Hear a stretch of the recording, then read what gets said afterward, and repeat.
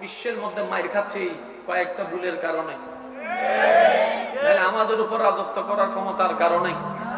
কারণ আল্লাহ আমাদের, ইসলামও আমাদের, কোরআনও আমাদের, নবীও আমাদের, রাজত্ব তো আমাদের হওয়ার দরকার ছিল। আমরা চারিত্রিক ভাবে মাইর খেয়ে গিয়েছি, আমরা অন্যকে ডুবাইতে যাই নিজে ডুবে গেছি। আল্লাহ আমাদের সবাইকে একটু বুঝার তৌফিক দান করুন। ভাই একবার বলেন আলহামদুলিল্লাহ। এবার চমৎকার বিষয়টা একটু খেয়াল করে দেখেন,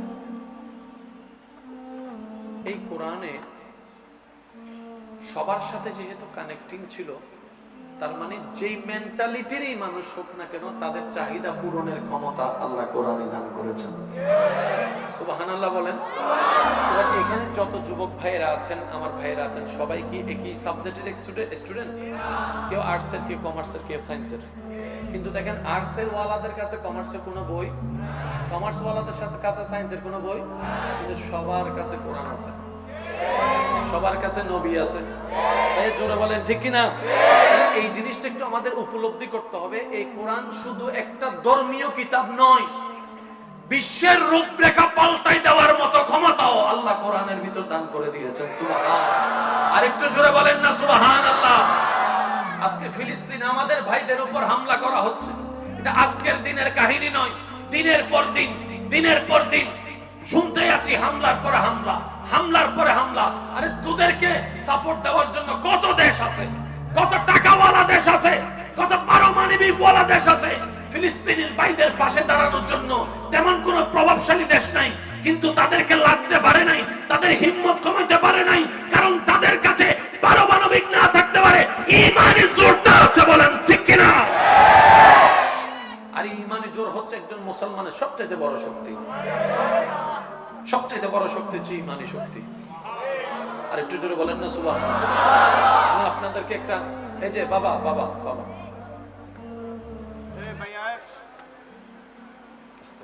আমি আপনাদেরকে একটা লাইভ জিনিস দেখাই, আপনারা একটু বলবেন যাদের বুঝার আগ্রহ আছে। এখন তো আমি আসলে এখানে ভয়েস করতে আসিনি, শুধু একটু দেখা দিতে আসছি আমার ভাইদের সাথে। একবার বলেন চট্টগ্রাম, বলেন না, বলেন Chittagong, Bangladesh, France, America, London, Africa, আর কি ব্রাজিল, আর্জেন্টিনা। শব্দগুলা দেখছেন? শব্দগুলা দেখছেন? কোন জোশ আসছে? জোশ আসছে? কোন ভিতরে জোশ আসছে?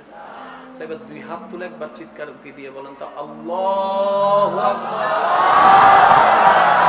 আল্লাহু আকবার, আল্লাহু আকবার। এবার আমি হাত নামান আর কিছু বলবো না, আপনি নিজের রক্তগুলা দেখেন, নিজের মনটা দেখেন, নিজের পশম দেখেন, নিজের শরীরে কাম দেখলে আপনি বুঝতে পারবেন। আল্লাহ শুধু একটা নামের জিকির নয়, আল্লাহর নামটা শুধু একটা নামের জিকির নয় রে ভাই, এটা এমন একটা পাওয়ারফুল ধ্বনি যে দুর্বল সৈনিককে পর্যন্ত ঈমানি শক্তির আলো দিয়ে আবার বসা থেকে দাঁড়িয়ে দিতে পারে। বলেন সুবহানাল্লাহ। ইসলাম বড় সুন্দর, কিন্তু দুঃখের বিষয় কি জানেন? মুসলমানদেরকে যখন মারে তখন এটা বলে বিচার, মুসলমান যখন প্রতিবাদ করে তখন মুসলমান হয়ে যায় জঙ্গি। এই বিচার তো বুঝলাম না। মুসলমানদেরকে মারতেছে এটা বলে হামলা, এটা বিচার। হ্যাঁ, মুসলমান যখন বলে প্রতিবাদ, এই জঙ্গি হয়ে গেছে। মুসলমানের কি বাঁচার অধিকার নাই? ধর্মের কথা বাদে দেন না, ফিলিস্তিন কোন ধর্মের মানুষ বাদ দেন, মানবাধিকার লঙ্ঘন শব্দ যারা ব্যবহার করে অন্তত মানুষ হিসেবে চিন্তা করে দেখেন না, ধর্মের বিষয় ভাবতেন না। ছোট্ট ছোট্ট মাসুম বাচ্চার উপর যে বছরের পর বছর হামলা হয়েছে, বিশ্ব তো কোনো প্রতিবাদ করে নাই, ইসরায়েলকে তো বিচারের আওতায় আনে নাই। কথা বলেন ঠিক কিনা? আপনি যখন হামলা করবেন, মুসলমানরাও তো বাঁচার আগ্রহ, ইচ্ছা, স্বাধীনতা, মুসলমানদের বাঁচার স্বাধীনতা। তারা যদি পিঠ যদি দেওয়ালে ঠেকে যায়, সামনে কি যাবে না? সামনে যাওয়া তো জঙ্গিবাদ হয় না। শুনেন, হিটলার যে এত লক্ষ লক্ষ মানুষ মারছে, হিটলারকে কেউ জঙ্গি বলছে? জঙ্গি হলে সব দলে হতে হবে। জোরে জোরে জোরে। জঙ্গি যদি বলেন সব দলে বলতে হবে। আবার আমার জঙ্গি শব্দ ব্যাখ্যা অন্যদিকে নিয়ে আমি ফিলিস্তিন শব্দকে সামনে রেখে কথা বলতেছি। আল্লাহ আমাদেরকে একটু বুঝার তৌফিক দান করুন। আমি জানি এই বার্তাটা সোশ্যাল মিডিয়াতে যাওয়ার পরে ভিন্ন রূপ নেবে, আমি বুঝতে পারছি, কিন্তু চুপ করে থাকা তো যায় না ভাই, যায় না। আমার কেমন জানি মন বলে ফিলিস্তিনের পক্ষে, আমি মুসলমানের পক্ষে বলি নাই, ন্যায়ের পক্ষের কথা বলছি। কারণ নির্যাতিত এখানে কে? ইসরায়েল না ফিলিস্তিন? মানব হিসেবে বলবেন, ধর্ম হিসেবে বলবেন, এখানে নির্যাতিত কে? ইসরায়েল নাকি ফিলিস্তিন? দিনের পর দিন খাবার পাচ্ছে না কারা? ভাই জোরে বলেন না। ভবিষ্যৎ অন্ধকার হচ্ছে, পড়ালেখা করতে পারছে না কারা? চিকিৎসার ব্যবস্থা নাই কাদের? মানুষ হিসেবে বলছি, আমি ধর্ম হিসেবে বলছি না, একটা মানুষ হিসেবে বলছি। ন্যায় বিচারটা তো ফিলিস্তিনের পক্ষে যাওয়ার দরকার। বিশ্বের বড় বড় রাষ্ট্র যারা আছে তাদের ফিলিস্তিনের পাশে দাঁড়ানো দরকার। ফিলিস্তিনের পাশে দাঁড়িয়ে বলা দরকার ছিল, ধর্ম এক সাইডে রাখো, এই ছোট ছোট বাচ্চাদেরকে মারার অধিকার তোমার কে দিয়েছে? রাতে 3টা বাজে হামলা করার অধিকার কে দিয়েছে? আপনারা কি বলেন, ঠিক কিনা? আমার কেন জানি মন বলে যদি সুযোগ থাকতো, ফিলিস্তিনি ভাইদের পক্ষে যদি যাওয়ার রাষ্ট্রীয় কোনো সুযোগ সুবিধা থাকতো, আমার মনে হয় না বাংলার যুবকরা বসে থাকতো। আমার মনে হয় না বাংলার যুবকরা বসে থাকতো। তারা কোনো না কোনো ভাবে রাষ্ট্রীয় যদি ব্যবস্থা থাকতো, তারা ফিলিস্তিনে যাওয়ার জন্য চেষ্টা করত, ফিলিস্তিনে যাওয়ার জন্য চেষ্টা করতো। কথা বলেন ঠিক কিনা? আমরা জঙ্গিবাদকে পছন্দ করি না, কিন্তু জঙ্গিবাদ শব্দের যে অপব্যাখ্যা হয় আমরা সেটার প্রতিবাদ করি। কথা বলেন ঠিক কিনা? ইসলাম জঙ্গিবাদ পছন্দ করে না, ইসলাম অতর্কিত হামলা পছন্দ করে না, ইসলাম নিরপরাধ মানুষকে হত্যা করা পছন্দ করে না। এই ইসলামই তো সেই ইসলাম যিনি নবী রাহমাতুল লিল আলামিনের মাধ্যমে জগৎবাসীকে যুদ্ধের রূপরেখায় পাল্টাই দিয়েছে। জগতের যুদ্ধ চলতো, যে যারে যেখানে পারে হত্যা করো, হামলা করো, মেরে ফেলো, বড় ছোট দেখিও না, মারতে থাকো। কিন্তু সবার বক্তব্য ছিল একরকম, একদিকে আমাদের নবী, একদিকে আমাদের নবী, একদিকে আমাদের নবী। সুবহানাল্লাহ। নবী রাহমাতুল লিল আলামিন আসতে লাগলেন, যুদ্ধের জন্য প্রস্তুতি, সাহাবাদেরকে দেখায়। এবার আমার নবী নির্দেশনা দিচ্ছেন, ও আমার সাহাবারা, যুদ্ধ করতে যাচ্ছ ভালো কথা, কিন্তু কোন কোন কোন দরিদ্র মানুষের উপর হামলা করিও না, কোন অভাবীর উপর হামলা করিও না, কোন ছোটর উপর হামলা করিও না, কোন বয়স্কের উপর হামলা করিও না, কোন নারীর উপর হামলা করিও না, কোন মার উপর হামলা করিও না, কোন স্ত্রীর উপর হামলা করিও না, কোন বোনের উপর হামলা করিও না, কোন দোকানের উপর হামলা করিও না, কোন ঘরের উপর হামলা করিও না, কোন ছোট বাচ্চার উপর হামলা করিও না, কোন ছোট বাচ্চার উপর হামলা করিও না। একজন বলে, ইয়া রাসূলুল্লাহ, যদি সেই হামলাকারী, সেই মহিলাটা যদি হামলাকারীর স্ত্রী হয়, নবী বলছে তাহলে তাকে ছেড়ে দাও। হামলাকারীর উপরে কি আমাদের অত্যাচার হয়? হামলাকারীর সাথে আমাদের যুদ্ধ হবে। ওইখানে তার বউয়ের কোনো হাত নাই, তার মার কোনো হাত নাই, তার বোনের কোনো হাত নাই, তার সন্তানের কোনো হাত নাই। জগতের যুদ্ধের রূপরেখাই পাল্টিয়ে দিয়েছেন নবী রাহমাতুল লিল আলামিন।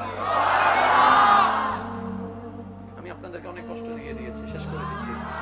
শুধু আমি আমার যুবক ভাইদের কাছে শুধু একটা প্রশ্ন রাখবো, সেটা আপনারা গবেষণা করে দেখবেন। ইসলামের সর্বপ্রথম যুদ্ধ বলা হয় কোন যুদ্ধ? ভাই জোরে বলেন না, কোন যুদ্ধ? এই তো মাশাআল্লাহ, একটু বলেন, বদরের যুদ্ধ। কোন যুদ্ধ? কোন মাসে জানেন তো? একটু মনে করে বলেন, কোন মাসে? রমজান মাসে, ঠিক আছে না?